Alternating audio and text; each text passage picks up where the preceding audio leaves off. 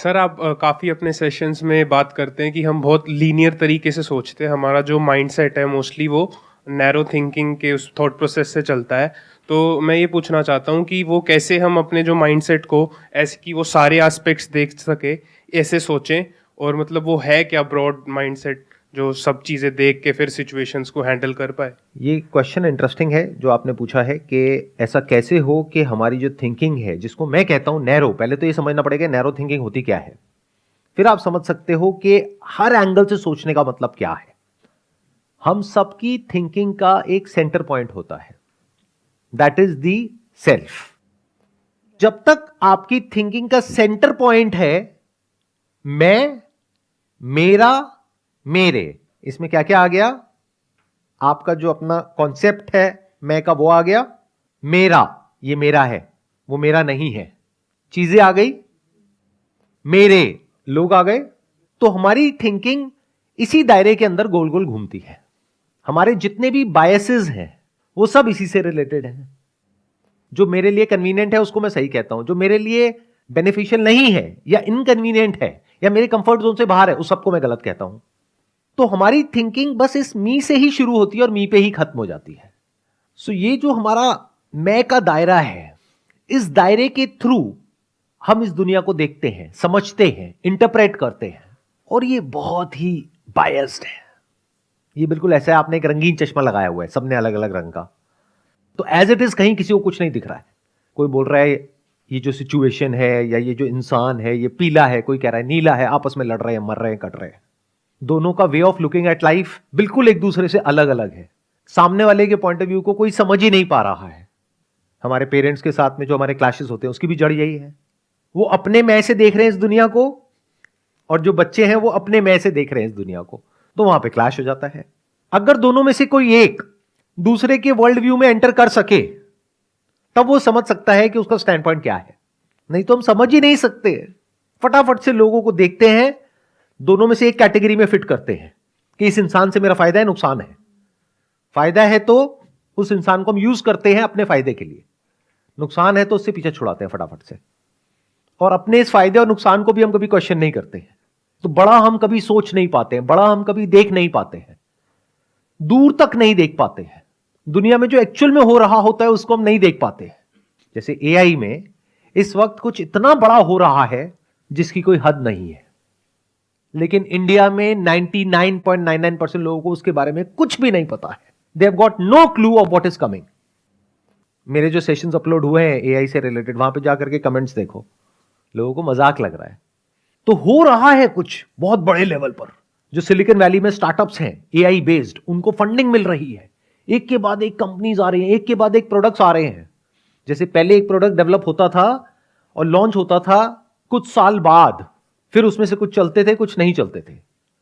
आज कुछ दिनों में लोग लॉन्च कर पा रहे हैं, क्योंकि जो बेसिक इंफ्रा चाहिए होता है मशीन लर्निंग के लिए वो सब रेडी है। उसके ऊपर आप कुछ भी बिल्ड कर दो। एक ने चैट जीपीटी निकाला, एक ने उसी का ऑटो जीपीटी निकाल दिया। तो ये सब क्या है हमें पता ही नहीं है।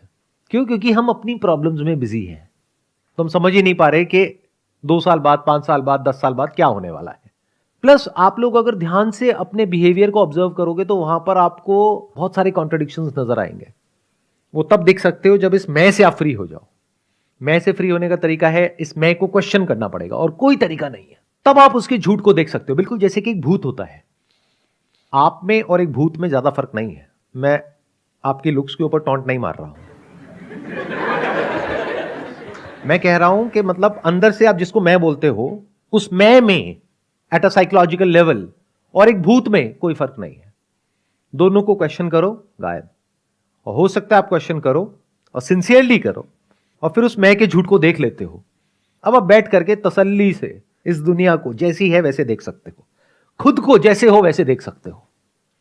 फालतू की बातें नहीं करोगे फिर। ये जो पूरी दुनिया में होती है, जो भी बातें आप सुबह से रात तक सुनते हो या करते हो, उन सबको क्वेश्चन किया जा सकता है। आपके पैरों के नीचे से जमीन निकल जाएगी। क्या बोल रहे हो सर, हमने तो बुक्स में कुछ और ही पढ़ा है। जो बुक्स में होता है और जो रियलिटी में होता है उसमें जमीन आसमान का फर्क होता है।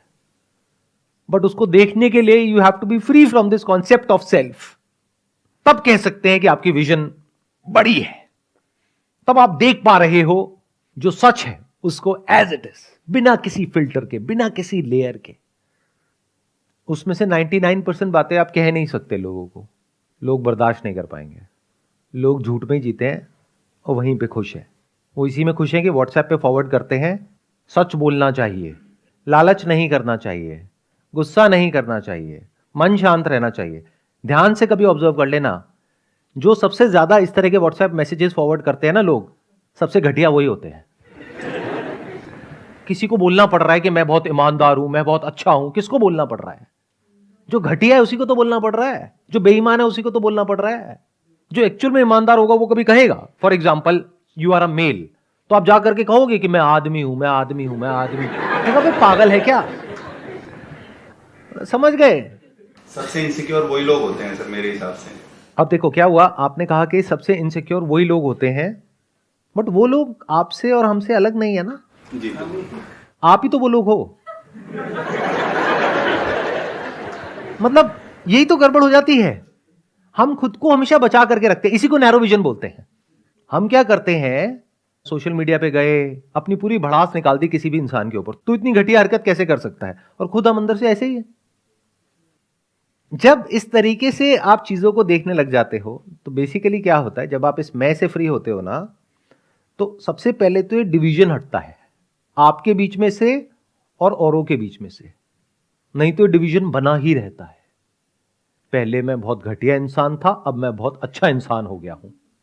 अच्छा, सच में आपके अंदर जो चलता है ना सुबह से रात तक आपकी ब्रेन के अंदर, अगर वो टेलीविजन के ऊपर टेलीकास्ट कर दिया जाए ना, अगले दिन किसी को मुंह दिखाने के लायक नहीं रहोगे।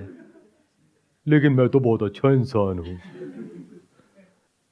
जब आप मैं से फ्री होते हो तो आप देख लेते हो कि जो पूरी ह्यूमैनिटी है, जिसकी तरफ मैं उंगली करता रहता हूं, जिसके बारे में मैं उल्टा सीधा बोलता रहता हूं, तो अपने अंदर आप झांक करके देखते हो, आपके अंदर कुछ बुरे से बुरा भी है, अच्छे से अच्छा भी है, सब कुछ है। तो ये जो आपने क्वेश्चन पूछा कि भाई हमारी जो विजन नैरो है, पहले तो इस नैरो विजन को समझो, इसका मतलब क्या है। मतलब अपना ये जो कॉन्सेप्ट ऑफ सेल्फ है उसके थ्रू दुनिया को देखना, ये बहुत ही एक नैरो तरीका है दुनिया को देखने का। मेरा ये रिलीजियस बैकग्राउंड है तो मैंने अपने रिलीजियस बुक में ये पढ़ा है तो ऐसा ही होता है, और कोई दूसरा इंसान है वो कुछ और ही बोल रहा है, नहीं ऐसा नहीं होता, ऐसा होता है। दोनों में से सच क्या है? ये है वो है? क्वेश्चन करना पड़ेगा। आप कह रहे हो क्वेश्चन करना पड़ेगा। अब क्वेश्चन कौन करेगा? आपकी जो बिलीफ्स हैं, आप उससे अलग थोड़ी ना हो। इस बात को बारीकी से समझ लो, अगर समझ सकते हो। ये समझ आएगा नहीं, आपको लगता है कि मैं हूं और ये मेरे बिलीफ्स हैं। अगर आप में से आपके बिलीफ्स हटा दो, आपके थॉट्स हटा दो, तो आप हो क्या? Minus thought where is thinker. तो you are your beliefs, you are your thoughts. तो आप क्या खुद को क्वेश्चन करोगे? अपनी जो रिलीजियस बुक है उसको क्वेश्चन करने का मतलब खुद की आइडेंटिटी को क्वेश्चन करना, वो करोगे आप। उसके लिए तो आप लड़ने मरने को, कटने को तैयार हो, उसको बचाने के लिए। तो एक है बायोलॉजिकल सेल्फ, एक है साइकोलॉजिकल सेल्फ। मैं जब क्वेश्चन करने की बात कर रहा हूं तो मैं बायोलॉजिकल सेल्फ को क्वेश्चन करने की बात नहीं कर रहा हूं, क्योंकि वहां पे तो एक सर्वाइवल इंस्टिंक्ट है आपके अंदर, और वो होना भी चाहिए कि कोई आप पे अटैक करने को आ रहा है तो आप अपने आप को डिफेंड कर रहे हो, या उससे लड़ रहे हो, या भाग रहे हो। फाइट और फ्लाइट रिस्पॉन्स एक्टिवेट हो जाता है। That is fine, that is biological. But psychologically क्या होता है? साइकोलॉजिकली जो आपके बिलीफ्स हैं, आइडियाज हैं, जो आपकी मान्यताएं हैं, जो भी आप मानते हो, उसको कोई क्वेश्चन करता है तो इतना गुस्सा क्यों आता है? क्योंकि आप वो ही हो। और जब आप उन सारे बिलीफ से, अपने आइडियाज से, नोशन से, सबसे फ्री हो जाते हो, तो आप खुद से फ्री हो जाते हो। फिर आप कुछ भी क्वेश्चन कर सकते हो। अब आप डरे हुए नहीं हो और सबकी तरह, कुछ भी मान लिया, उसको पकड़ करके बैठे हुए हैं और कुछ भी बोलते चले जा रहे हैं। तो खाली हो जाओ अगर हो सकते हो तो, तब आप देख पाओगे कि एक्चुअल में इस दुनिया में क्या हो रहा है। बिल्कुल ऐसे जैसे आपकी ब्रेन है, इसको ऐसे देखो, एक मिरर के जैसी है।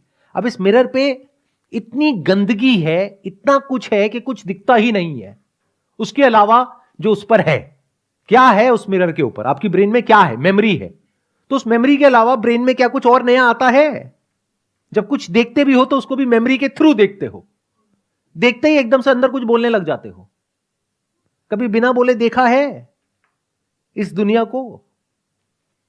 बिना कुछ बोले क्या कभी देखा है इस दुनिया को? कैसे देखते हैं ये पता है। तो कहां देखा हमने? मैं कुछ भी बोलता हूं, सामने से कमेंट आता है कुछ ना कुछ, और वो कहां से आ रहा है, कहीं से कुछ पढ़ लिया है, बस उसको बीच में ला करके रिलेट कर दिया, मतलब उसके थ्रू देखा, एज इट इज तो देखा ही नहीं। फॉर एग्जाम्पल मैं रीबर्थ से रिलेटेड कुछ बोल रहा हूं, तो फटाफट से क्या किया, अपने माइंड में जाकर के ढूंढा कि क्या मेमोरी पड़ी हुई है, कहां क्या पढ़ा है, क्या सुना है अपने घर वालों से, और क्या आपके बिलीव्स हैं, उसके थ्रू समझने लग गए। तो क्या खाक समझ आएगा आपको मैं क्या बोल रहा हूं? मैं छोड़ो, कोई भी क्या बोल रहा है कुछ समझ आने वाला है ना? अगर वो आपके बिलीफ से मैच होता है तो कहोगे वाह वाह क्या बात कह दी, और नहीं होता है तो क्या बकवास कर रहे हो। So this is called the illusion of knowledge.